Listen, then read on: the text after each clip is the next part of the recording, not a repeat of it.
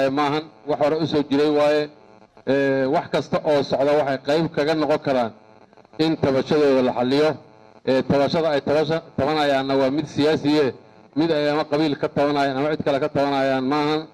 gobasha Dhuusamareebta la dawladda dhigtay tan cadaalad dawladda dhigtay ayadaa la rabaa sidii isku keeni lahayd ayadaa la rabaa sidii xalli lahayd barnaamijkan dawladda Soomaaliya ayaa dhinac kastaba ku lug leh ayadaa laga rabaa isku keento galmudug caawa eed la saarayo oo caawa dhisan oo mas'uuliyad qaadaysa ma jirto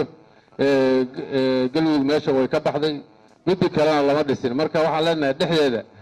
gaabkaas intuu jiro ayaa la rabaa ummadda in si midaysan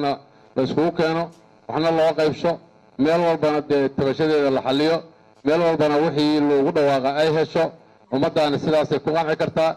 midaasna dawladda Soomaaliya leenahay dadkan dawladna ma diidana maamul galmudug la dhisana ma diidana in ummadda la isku keenana ma diidana laakiin wax qof loogu sabursiinayo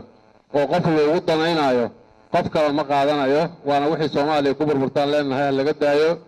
laga laabto intaas ayaan leenahay